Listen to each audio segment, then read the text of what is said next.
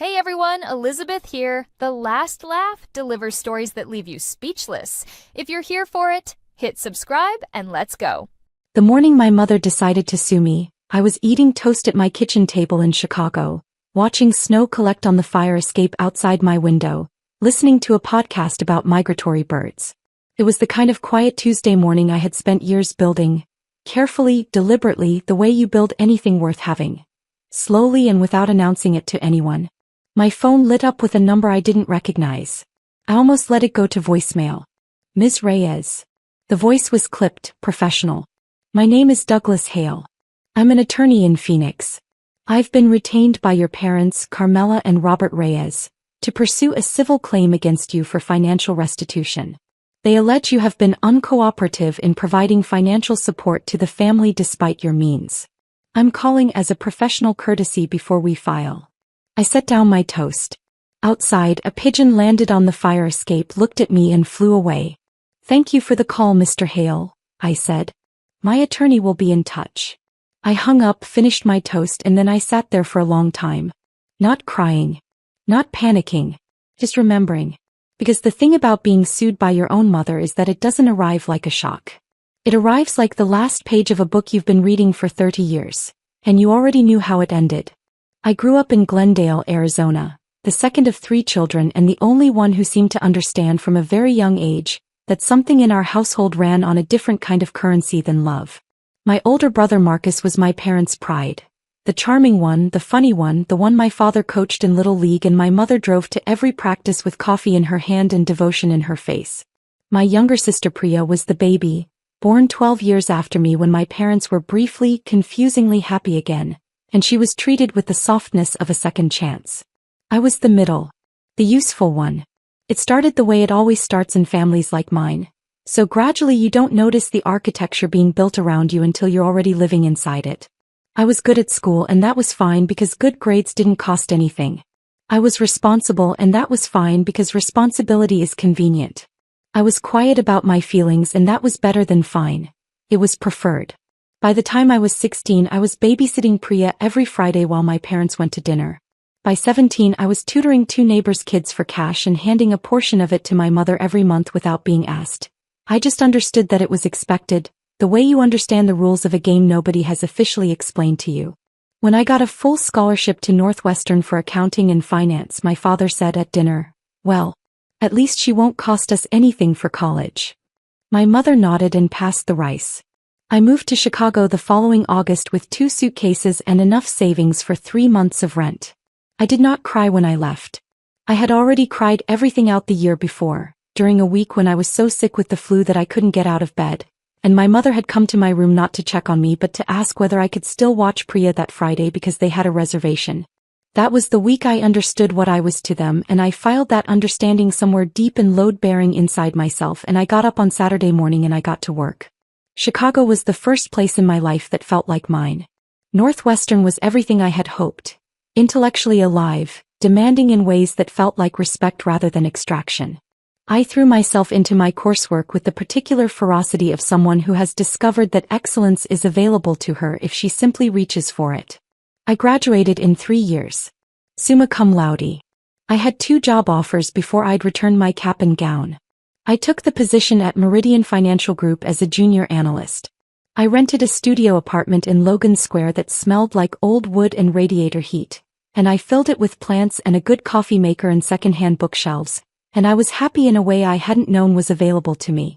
My closest friend in Chicago was Diane, a tax attorney I met at a professional development seminar when we were both 23, who laughed loudly and had opinions about everything and made me feel for the first time in my adult life like someone worth knowing. She introduced me to her running group. I ran 3:10 Burmese shots that first year. Nothing remarkable but the kind of thing that belongs entirely to you, that nobody can take credit for and nobody can ask you to share. I was promoted at Meridian twice in 4 years. By 27 I was a senior analyst managing a regional portfolio of mid-sized institutional accounts worth a combined $340 million. I dressed well, kept a clean apartment, took a pottery class on Wednesday evenings, and fell briefly and productively in love with a structural engineer named Paul who treated me with a thoughtfulness I didn't initially know how to receive. We were together 2 years before agreeing gently that we wanted different cities. I still consider that relationship one of the better things that happened to me in my 20s. I learned I was capable of being loved without earning it. My parents knew in general terms that I had a good job in finance. They did not know specifics because I had learned early that specifics in my family were not information, they were ammunition. The calls from Phoenix started small as they always do. Mom called in my second year in Chicago to say the water heater had gone out. Could I help? I sent $800. I recorded it in a spreadsheet I'd started without consciously deciding to. Just a habit, the accountant's reflex, everything documented. 3 months later, Marcus had lost his job and needed help with rent. Just 2 months, Mom said. I sent $1,400 each month for 4 months and documented every transfer. Marcus never mentioned it. He certainly never paid it back. The calls became quarterly, then monthly, then irregular and urgent. Always framed as emergencies, always accompanied by a subtext I had learned to read fluently. You are lucky you owe us, this is the least you can do. A roof repair. Priya's school fees. Dad's truck transmission. Mom's dental work twice. A failed business. My father started selling custom outdoor furniture from their garage, into which I poured $28,000 over 14 months before it collapsed under its own mismanagement. I sent money because I had it. I sent money because I was the daughter who was good with money, and it would have felt wrong not to use that in service of people who needed it. I sent money, I think, because some part of me still believed that if I contributed enough, I might eventually become the kind of family member whose contributions were noticed. I documented everything. Every wire transfer, every check, every Venmo with a time stamp. Every phone call where an amount was requested. I began quietly to record these. Not in anticipation of anything. Just because I was an accountant. Numbers without records are just stories. At 28, I discovered the credit card. A notice from a bank I had never used arrived at my parents' address, which was still listed as my address on several old documents I hadn't updated, and was forwarded to me. A credit card in my name, opened 2 years prior, carrying a balance of $22,000. I sat with the notice for a long time. Then I pulled my credit report. 4 cards. 4 accounts opened in my name, presumably with my social security number and my parents' address as the billing address. 2 of them nearly maxed. Combined balance, $76,400. The impact to my credit score was significant. The documentation of who had opened them and when and what had been purchased. Furniture, appliances, groceries, 2 international flights, was for someone in my profession not difficult to reconstruct. I called my mother. Mom, I said carefully. I just received a credit card statement in my name. I didn't open this account. There was a pause. Oh, that. Your father and I needed it when the business was struggling. It was just for a little while. We've been paying the minimum. The minimum on $22,000. We didn't think you'd mind. You have money. I sat in my Logan Square apartment surrounded by my plants and my pottery and my bookshelves, and I was very, very quiet for a moment. I'll call you back, I said. I didn't call back. Instead, I called my friend Diane, who was a tax attorney and who had once mentioned a colleague who specialized in financial fraud. His name was Kevin Park. I called Kevin the following morning. And then I waited. I continued sending the monthly support. I needed them not to know I was watching. I froze all 4 fraudulent credit cards and disputed the balances, initiating a process that would take months and generate a paper trail that would have satisfied the most demanding auditor I'd ever worked with. I worked with Kevin quietly, methodically, building the kind of file that would speak for itself in any room it was carried into. For 2 more years I waited. I reduced the support gradually, not suddenly, not dramatically. I stopped the furniture business payments, which had anyway already failed. I reduced Marcus's housing support. I maintained the mortgage assistance because I wasn't sure yet what I intended to do with any of it. I was watching. I was documenting. I was, as I would later describe it to Kevin, gathering. I was 31 when my parents' attorney called. In the 18 months before that call, I had quietly stopped all financial transfers. I had not announced this. I had not explained it. Mom had called 3 times asking if everything was okay with my accounts. I said yes, everything was fine. I said I had some investment restructuring happening. I said I'd be in touch. The restructuring was real. It just wasn't the kind she was thinking of.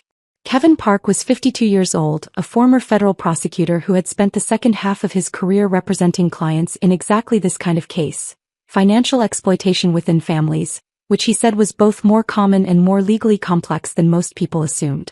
He had kind eyes and a precise way of speaking that reminded me of the best professors I'd had at Northwestern, and when I laid out the full scope of what I had, 6 years of wire transfer records, the fraudulent credit card documentation, the recorded phone calls, the forensic accounting report his associate had prepared, he looked at me across his desk and said, "Ms. Reyes, I want you to understand that you have built, essentially, a prosecution."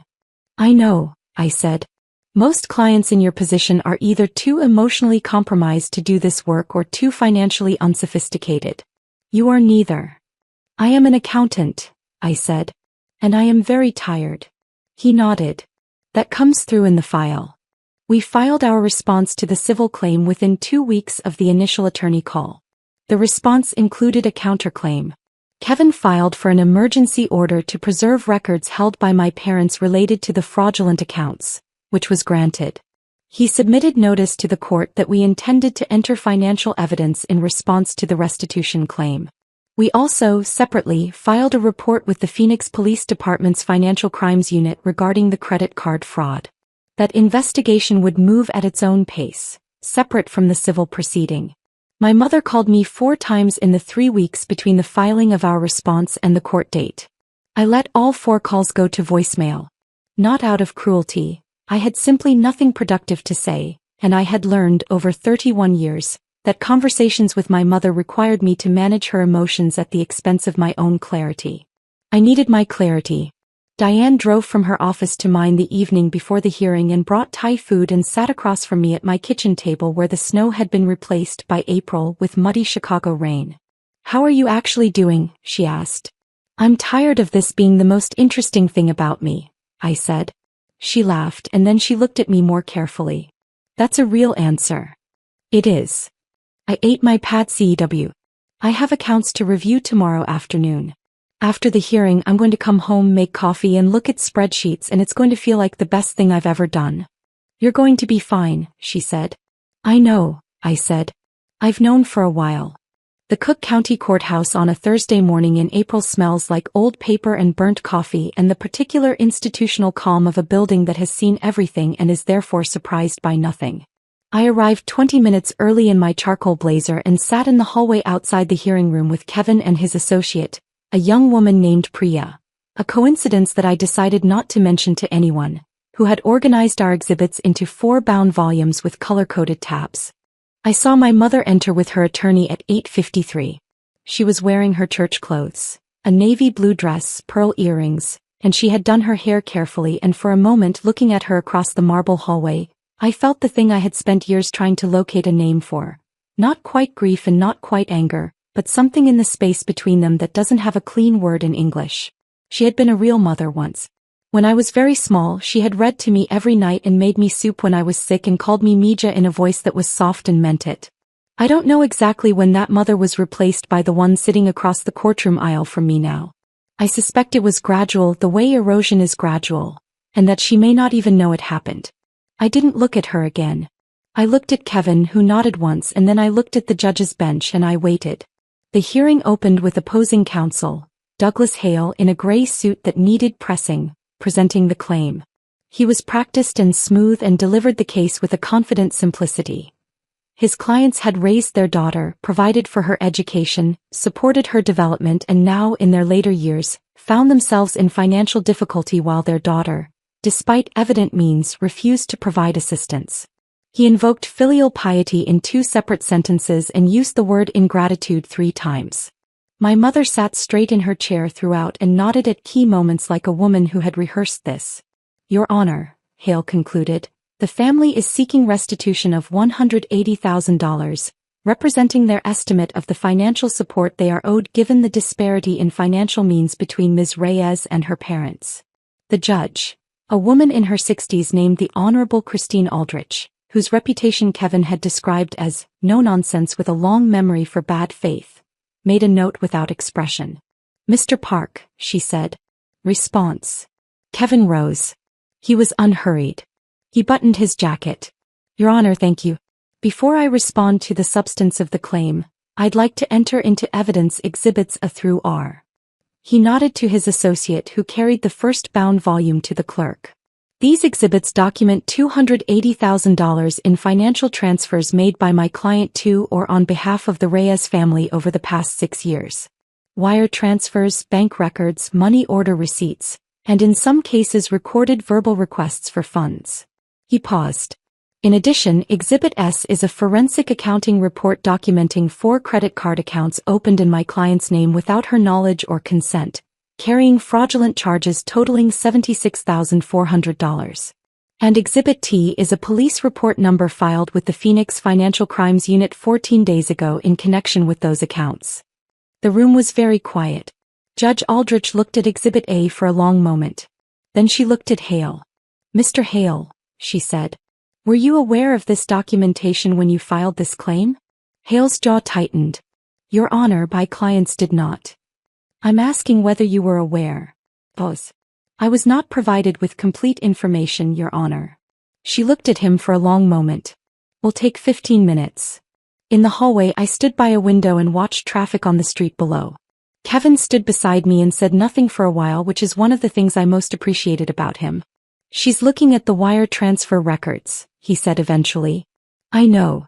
Hale is probably having a very difficult conversation with your mother right now."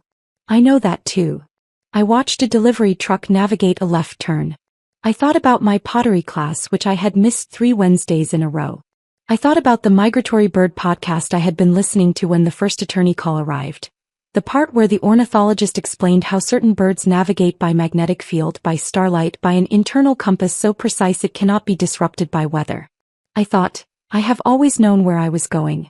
I just didn't announce it." When we returned to the hearing room, Judge Aldrich looked at both attorneys and then looked at me directly, which was unusual and felt deliberate. "Ms. Reyes," she said, "I want to make sure I understand the timeline. You continued to provide financial support to your family during the period when you discovered the fraudulent credit accounts." "Yes, Your Honor." "Why?" I had thought about how to answer this question because I had known it would come. "Because I wanted the record to be complete," I said. "I wanted there to be no ambiguity about the nature of the relationship and which direction the financial support was actually flowing." She held my gaze for a moment. "Mr. Hale," she said, "I'm going to ask you directly. Has your client seen Exhibit S before today?" Another pause from Hale. Longer this time. "I believe my client was aware of the accounts, Your Honor." She was aware. Judge Aldrich set down the exhibit. "Mr. Hale, I want you to understand that the existence of a pending financial crimes investigation materially changes the posture of this proceeding. I am not going to adjudicate a restitution claim in the same proceeding where your client may be the subject of a criminal complaint arising from the opposing party's financial records." She paused. "I am also going to say for the record that the documentation entered as Exhibits A through R represents one of the more thorough financial records I have seen presented in a civil proceeding at this level. Your client's claim that her daughter has contributed nothing to the family is not supported by anything in this courtroom except her own statement." She looked at Hale with an expression that was not quite contempt but was certainly not patience. "I'm dismissing the restitution claim. The counterclaim will be scheduled for a full hearing. In the interim, I am issuing a preservation order on all financial records held by the respondents." She set down her pen. "We're adjourned." The gavel came down. My mother stood up too fast. Her attorney put a hand on her arm. She looked across the room at me with an expression I had not seen on her face before.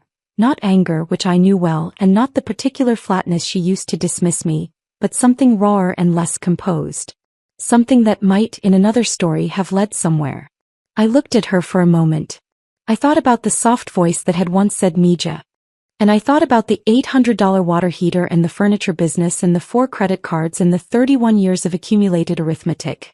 I thought about the ornithologist explaining the internal compass that cannot be disrupted by weather. I picked up my portfolio, nodded to Kevin, and walked out of the courtroom. In the hallway, his associate handed me a copy of the dismissal order and said, "That went about as well as it could." "Better," Kevin said. He looked at me. "How are you doing?" "I need coffee," I said. "And I have a 2:30 call." The Phoenix Financial Crimes Unit completed its investigation 4 months later. My parents were charged with 4 counts of identity theft and financial fraud. The charges were serious. Their attorney negotiated a plea arrangement that included full restitution to me, the $76,400 in fraudulent credit card charges, along with court fees, and 3 years of supervised probation. No prison time, a fact about which I had mixed feelings and ultimately made peace with. The restitution money, when it arrived, felt less like vindication than like the closing of a very long equation. The civil counterclaim was settled before the full hearing date, with my parents' attorney approaching Kevin 2 weeks before the scheduled proceeding with an offer. We accepted a sum that did not approach the full $280,000 in documented support. I had not expected it to, but was sufficient, and was accompanied by a signed agreement that contained language Kevin described as unusually comprehensive in its acknowledgments. I did not attend the settlement signing. Kevin handled it. I was in a client meeting. Marcus called me once, 3 weeks after the hearing. He said, "I didn't know about the credit cards." I said, "Okay." He said, "Mom said you were exaggerating." I said, "The forensic accounting report is a matter of public record." There was a silence, and then he said, "This is going to be really hard on them." I said, "I know." And I hung up, not out of anger but because there was nothing else to say that would have been true and also kind, and I had learned to choose truth when I couldn't have both. My sister Priya was 20 years old and in her second year of college in Arizona. She sent me a text 3 days after the hearing that said, "I'm sorry. I didn't know how bad it was.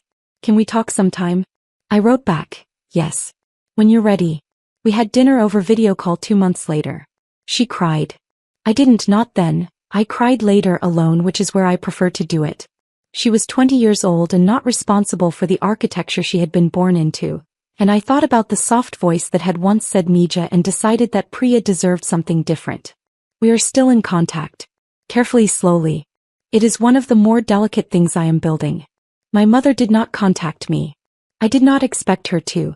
I am not even now sure what I would want from that conversation, which may mean I am not yet ready to have it, or may mean there is no version of it that serves either of us. I leave that door neither locked nor open. I leave it the way you leave a window in autumn, not warm, not cold, requiring a decision I am not yet making. The Wednesday after the hearing, I went back to my pottery class.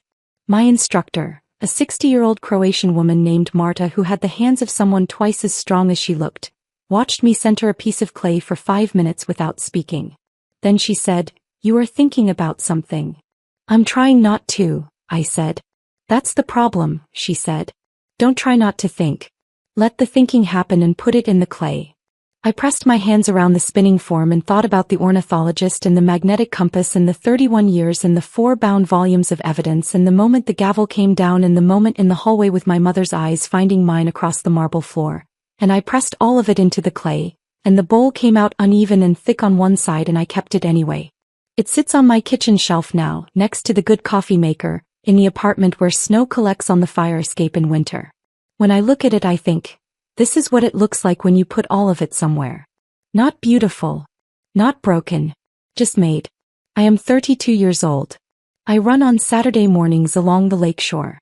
I have a promotion I am being considered for that would make me a managing director, which is a title I have wanted since my first year at Meridian and have not told anyone I wanted, because I have learned that wanting things quietly is how I protect them until they are mine. Diane and I have dinner every other Thursday. I am taking a 5-day trip to the Pacific Northwest in June to see the rainforest, which I have wanted to do since I was a child reading a library book about old-growth trees. The kind of wanting that belongs so entirely to you that nobody can take credit for it. My credit score, restored by the fraud resolution process, is now 814. I think about my mother sometimes, not with the particular weight it used to carry, but the way you think about whether that has passed. It happened. It shaped everything. It is not happening now. What I know is this. I documented everything because I am an accountant and numbers without records are just stories. But somewhere inside that habit was something more than professional reflex. Somewhere inside every receipt, every wire transfer record, every time-stamped phone log, was a version of me that refused to let the story be rewritten. That refused to be made into someone who had given nothing, contributed nothing, mattered to no one. The judge read the file. The record spoke. I walked out of the courtroom and got coffee and went back to work and have been going back to work ever since. That, I think, is enough. That is more than enough. That is everything. If this story resonated with you, if you've ever been the one who gives and is somehow still called selfish, leave a comment below. And if you know someone who needs to hear that documentation is not cruelty, that protecting yourself is not ingratitude, share this with them. Subscribe for a new story every week.